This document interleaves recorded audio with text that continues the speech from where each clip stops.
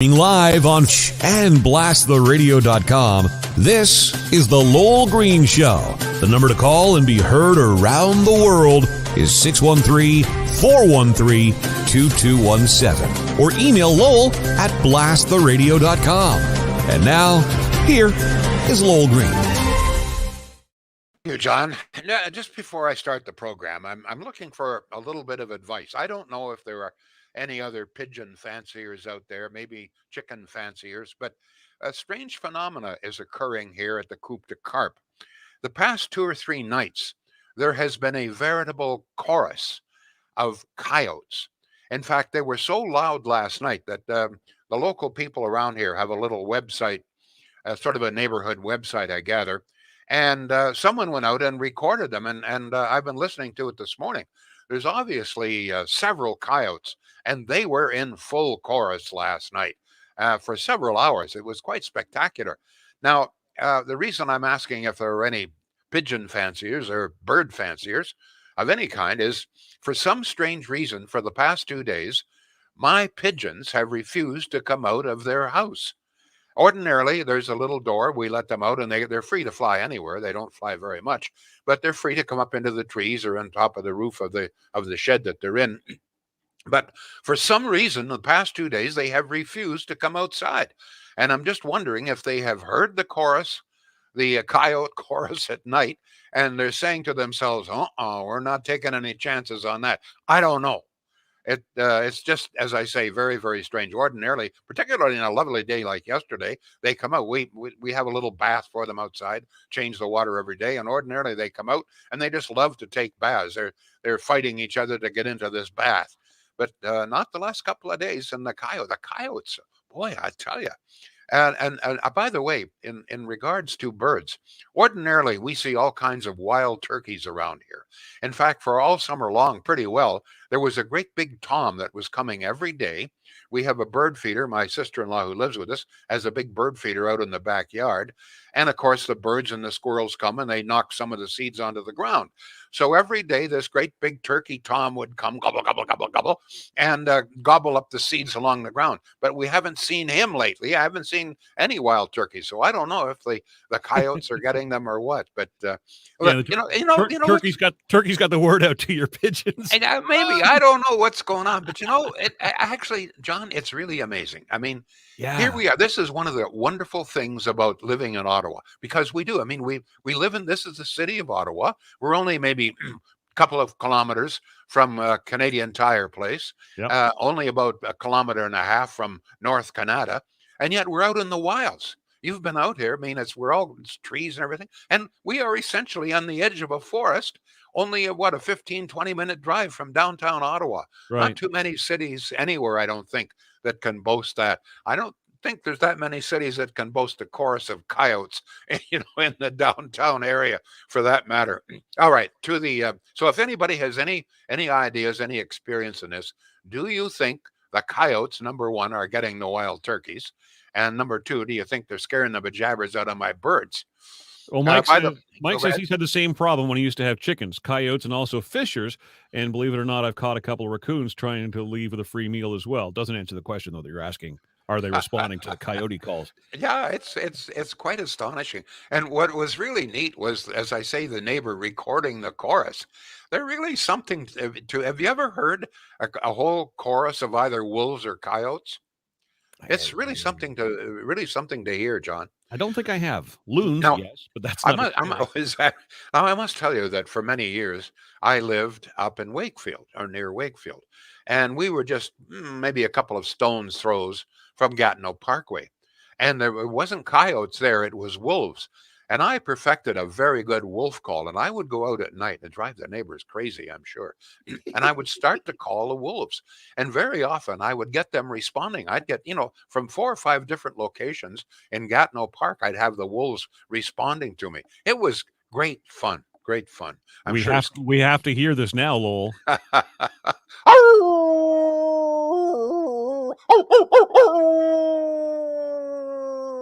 That's actually really good. Well you can you can see why the wolves would respond to that. I also do a wonderful moose call, but I'm not doing that. It sounds like a very constipated moose. Is that why there was a moose outside your studio at CFRA once upon a time? All right, let's get on with the program. Yes, Get serious sir. here. Yes, sir. Start the program with some good news and some bad news. First, the good news, okay? Despite all of the stories that are circulating, almost all nurses and other hospital employees are complying with rules concerning vaccinations. No staff shortages are expected in any Ontario hospital because of it.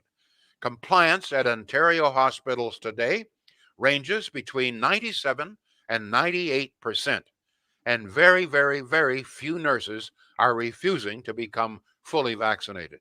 As a matter of fact, most nurses are desperate to be vaccinated, and in some cases, they're now asking to get a booster shot. And by the way, residents of long-term care in Ottawa, I think most, if not them all, most of them have now received their booster shot. So that's the good news.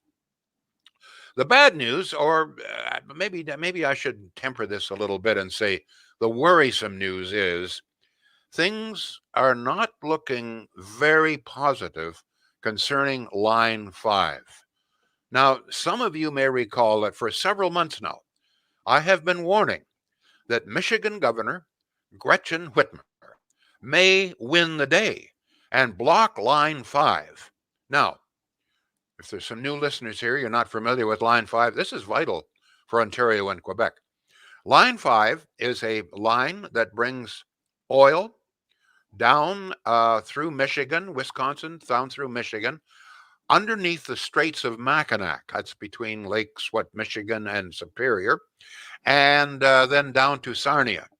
It supplies about 50% of all of the oil products in the province of Ontario, about 40% in Quebec, about 50% of gasoline that we burn, and a high percentage of jet fuel used at Pearson International Airport. So if Line 5 is shut down, this is, I'm not going to use the word disaster, but this is not good news. We're unclear where we would get other supply. I mean, how are we going to replace about 50% of the gasoline and natural gas? So if Line 5 is shut down, among other things, I think you're going to find long lineups at gas pumps, and I think you're going to have great difficulty heating our homes this winter. I don't want to scare people, but certainly it's going to be much more expensive if Line 5 is shut down. Now, as you probably know, the governor, Gretchen Whitmer, has been after Line 5 for a number of months now. She threatened to shut it down in May. We protested somehow or other, and there have been negotiations. And so finally, the governor of Michigan said, well, I won't shut the line down while the negotiations are underway. But the negotiations broke down about 3 weeks ago, and now Whitmer says she has no interest in starting those negotiations again. And now she is starting to apply other pressure. A large number of environmental and original or Aboriginal groups have joined her in her campaign. They have now a petition with over 33,000 names, including some very powerful people, including the Attorney General of Michigan, and they are presenting that petition to Biden, President Biden. They are asking Biden to intervene because somehow or other, Canada, in its last-ditch attempt to stop the shutting down of the line, has introduced apparently a treaty that was signed in 1977. I'm operating from memory here, but 1977, which Canada claims gives them the right to continue with Line 5. But there are a number of lawyers in Michigan and elsewhere who are saying, no, this is nonsense. Michigan does have the right. So they are appealing to Biden right now, President Biden, to say, listen, enforce Michigan's right to shut down Line 5. So I'm going to tell you, by the way, when I say that there are a number of environmental and native groups that support Michigan governor, a number of those native groups are here in Canada and a number of environmental groups in Canada. If you can imagine, we've got native groups, environmental groups right here in Canada, right here in Ontario, who want Line 5 shut down. I mean, it just boggles the mind. I mean, environmentalists, presumably, they heat their homes as well. I'm sure that they all ride bicycles and, and walk around with Birkenstocks so they don't have to worry about automobiles, I guess. But I mean, if we can't heat our home, where are we going to get natural gas? If about 50% of our natural gas supply, well, and by the way, I forgot to mention propane as well. Almost 100% of propane that we burn in Ontario, and a good chunk of it from Quebec, is as it comes through Line 5. It's all refined at Sarnia. So, among other things, of course, they say that it would cost about 5,000 lost jobs in Sarnia if Line 5 is shut down, lost jobs across the rest of the province. But essentially, if they shut down Line 5, and I know that people are saying, oh, well, they'll never do it. Yeah, well, there's a lot of people in the United States who want to shut down Line 5. Now the argument the argument is, well, they're not going to shut it down because Michigan depends upon particularly propane from Line 5 as well. Yeah, but I mean, come on. Michigan can acquire its propane and natural gas from other sources, believe me. Uh, they right now, you're quite right. They rely to a fair degree on Line 5. But you can be damn sure that if they shut down Line 5, they'll have some alternate sources. To my knowledge, the only alternate source we have right now here in Ontario is to truck it from someplace. But that's pretty well the extent of the emergency resources that we would have. So I throw that out, folks.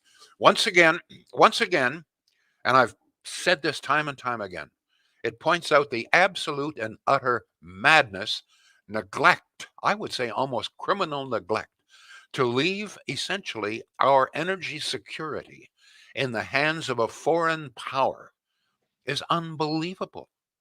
I mean, if Michigan decides to shut this down and Joe Biden agrees with them, we're up, you know what creek without you know what.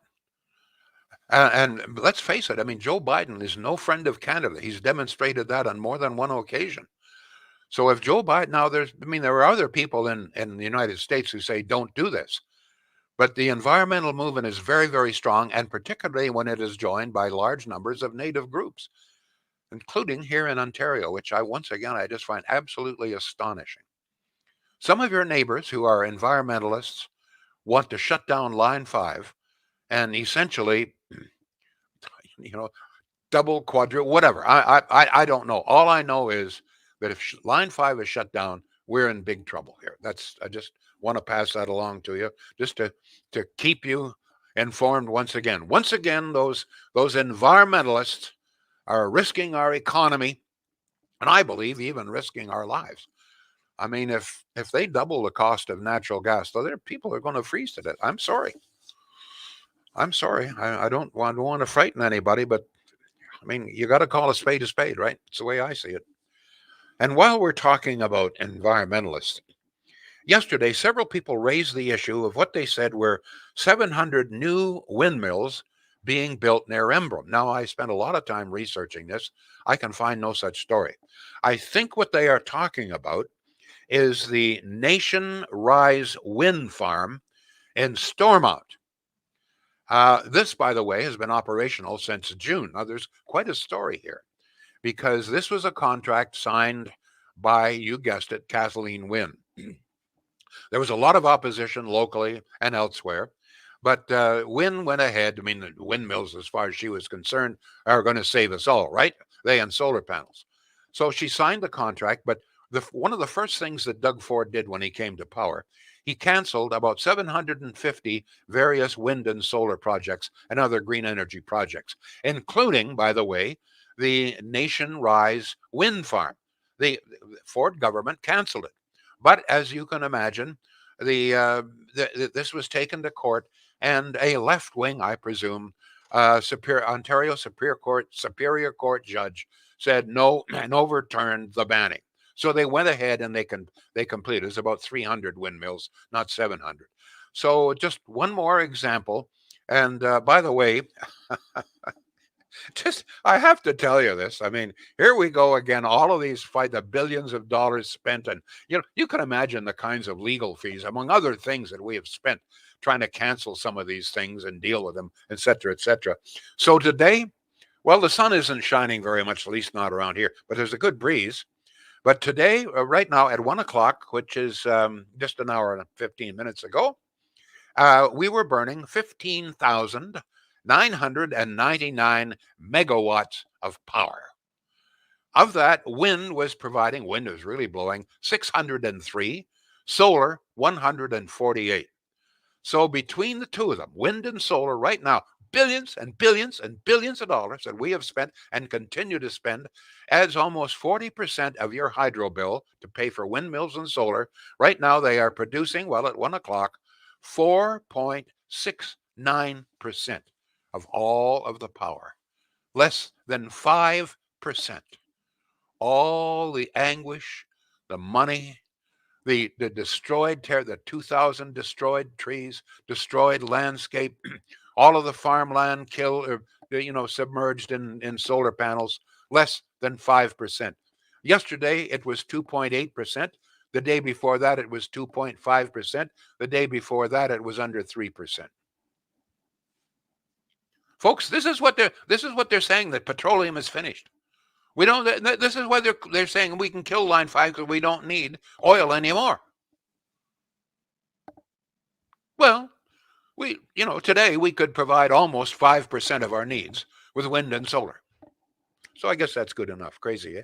John, we got any comments on any of this? We have got a ton. Here we go. Beginning on Facebook. By the way, we are live on Facebook. We are on Twitter. We're on Twitch. What am I missing? We're a bunch of places. Oh, yeah, blasttheradio.com. We're there as well. Ann says, open up all the dams. Let me see. Glenn, with the new, hang on. What's that? Open up all the dams. Open up all the dams. I guess she's encouraging hydroelectric. Well, yeah, actually, she's got a good point. On any given day, we use only about half the capability, the capacity of hydro. In other words, falling water. Yeah, she's right. The dams can be open, but we're not utilizing the power from it. Go ahead. Chrissy's on the phone if you are prepared to take a call, Lowell. Oh, of course. 613-413-2217. Chrissy, go ahead. You're on live with Lowell Green. What's on your mind, Chrissy? Hi. Well, hi. This Line 5, I don't get what's there to gain by shutting this down, and why isn't there government or more talk about this right now? Well, the reason that they want to shut down this line, I mean, one of the problems here, Chrissy, is that Governor Whitmer and the environmentalists have a point. This Line 5, this is a pipeline that runs underneath the Straits of Mackinac. If there is a break or a leak of any kind, it could pollute the entire Lake Michigan, all right, which would destroy the water supplies for the state of Michigan and probably elsewhere. So they have a point. This line was completed in 1953. It's 68 years old. Oh, wow. So that's the concern, and they've got some valid concerns. There's no question about it. The pipeline is 68 years old.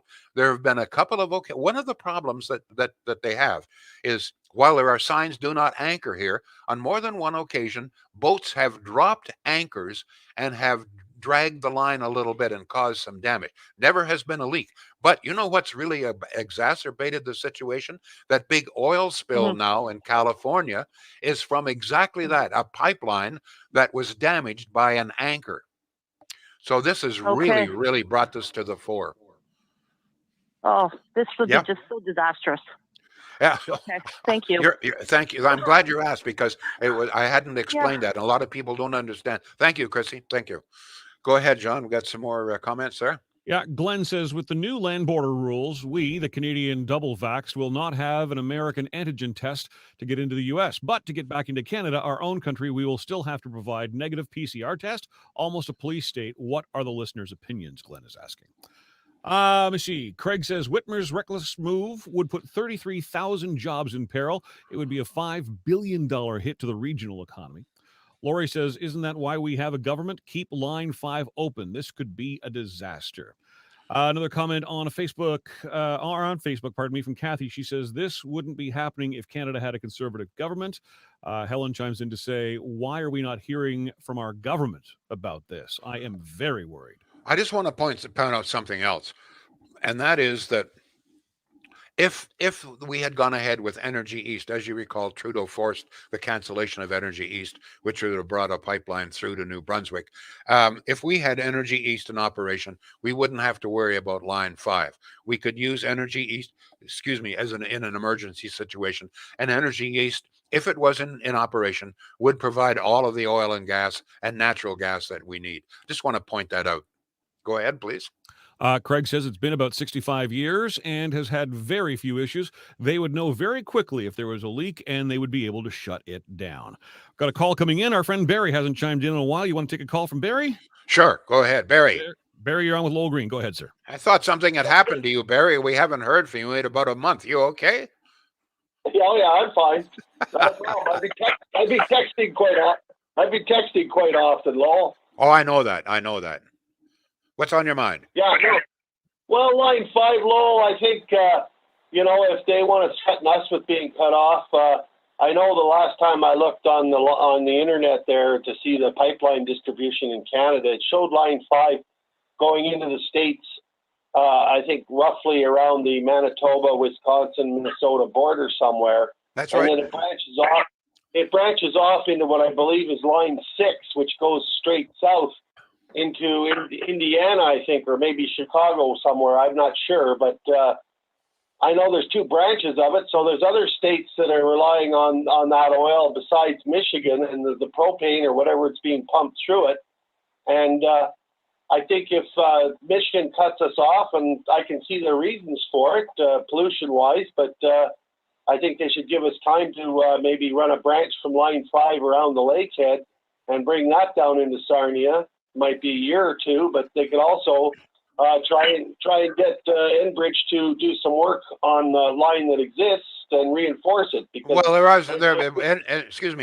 Enbridge is doing some work. That's one of the arguments. But I mean, it's out of the here is my major complaint. It is unconscionable that we have allowed ourselves in a sovereign nation to leave our energy security in the hands of a foreign government, and a government which today is led by a man who is not very friendly towards us. Now, Barry, I'm glad you mentioned Line 6. Here's one of the problems, because Whitmer is only concerned about Line 5 as it goes under the Straits of Mackinac. So she can shut it off there, but she can still access, Enbridge is still going to provide Line 5, but she can cut it off where it enters Canada. And she still can access it. Well, Lowell, I think Enbridge and our government should force Enbridge to shut that line off. If Michigan cuts us off, then cut off those other states and let them squawk and complain to Michigan about what's happened to them, seeing as they're getting no propane or oil from Canada anymore. And as soon as he cuts us off, they should start, like I said, a line from Line 5 in southern Manitoba. They should find the best route to get around the lakehead and get to Sarnia. Well, can I point something out? Energy East had just exactly that line that you're talking about, man. I got to Barry. It's all wistful thinking. My point is that whatever the situation, we have allowed ourselves to leave our energy security for our two main provinces in the hands of a foreign power. Unconscionable. Thank you, Barry. I have to move on, sir. Thank you. I have to move on. Shields. One of the things that is good news is that you, in many cases, you're going to say, and I mentioned this yesterday, and I've done a little bit more checking, on a number of appliances, you can save some money, and some healthy money, by shopping at Shields. If you go to their website and you compare some of the prices, some of the sale prices, and in some cases $400 and $500 off, for example, on various appliances at Shields, you'll be very surprised to see that these prices not only are competitive with many of the prices at the big box stores, but in some cases beat them. Plus the fact you're dealing with a local family business, and you can have delivery probably in 2 or 3 days. Why? I mean, if you can get just as good a price or maybe a better price, why would you not deal with a local family business with a wonderful reputation? Shields.ca. John. I'm picking up my new glasses this afternoon. I cannot wait. The struggle is real. Anne says Canada has left her energy, protection, and pharmaceutical production to others, so we are vulnerable. Here's a text, Lowell, for you at 613-413-2217. It's sad to see this fight over Line 5. Folks in the West are enjoying listening to the people in the East crying now about oil. You Easterners voted for this party. Enjoy your heating bill this winter. Emails to Lowell at blasttheradio.com. First up is Lisa. Lowell, many people will only ever learn by being spoon-fed their educations, or in the case of Line 5, through hardships. If it's shut down, they'll have to ration fuel and freeze come winter. Prepare to stay home or pay through the nose to travel. Our friend Rob in Carlton Place is next up, also by email. He says, I don't blame Whitmer. I blame the environmental groups in Canada, the Ontario and Quebec governments in Canada, and the federal government in Canada. Being completely dependent on this one pipeline is a Canadian problem, and it looks like until we are freezing in the dark, no one in Canada is going to do anything about it. Let me explain Energy East. There is a pipeline that comes, it's all Canadian route. As a matter of fact, it passes within, a couple of thousand yards from where I am right now. I can show you the pipeline. And it brings right now natural gas from Alberta down through and ends at Cornwall. That pipeline already exists. The energy, and it supplies, that's where we get most of our natural gas from. That pipeline, the idea with Energy East was that the pipeline would be converted. They would take natural gas out of it and run oil through it. And then they would build a new pipeline from Cornwall through to St. John's, New Brunswick, and the big Irving refinery there, which would supply the Atlantic provinces and Quebec with all of the gas and oil that they need. But because Energy East was canceled, that pipeline still has natural gas running through it right now as I speak. So that was the plan. Now, I suppose if they cut off Line 5, we could do that. We could stop running natural gas through there. We'd have to get natural gas from another source and run oil. But what the point I'm trying to make is if we'd gone ahead with Energy East, that would already be available. We would have a major oil source available running through to Cornwall. We might have to build a little bit of another pipeline through to the refinery at Sarnia. I don't want to get too technical here, but all I'm saying is if we had the Energy East project, we wouldn't have to worry about Line 5. But Justin Trudeau and you liberals and you NDPs and you environmentalists out there, in your infinite wisdom, you said, no, we don't want pipelines. We want imported oil, and we don't want national energy security. Thank you very much. Go ahead, John. Eric, we haven't heard from Eric yet. Here we go. Remember in the 60s, our government was pushing hard to go clean, go electric. There were even little door stickers handed out to everyone that converted. Look what happened there. Now we cannot afford electric heat and soon won't be able to afford CNG or propane. All these natural resources in abundance in Canada, screwed again. Murray says you can buy coal, but the carbon tax will kill you. Craig says Ontario and Quebec would be short 45% of their current oil. Joshua chimes in to say energy future at stake, not a peep in the news. Why? Well, there's a couple of brief stories. Because, you know what?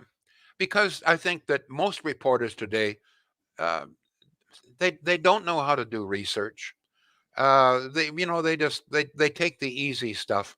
And not only that, but there is great reluctance in most segments of the mainstream media to carry any stories are in any way negative about the Liberal Party. Let's be honest. We've talked about this before.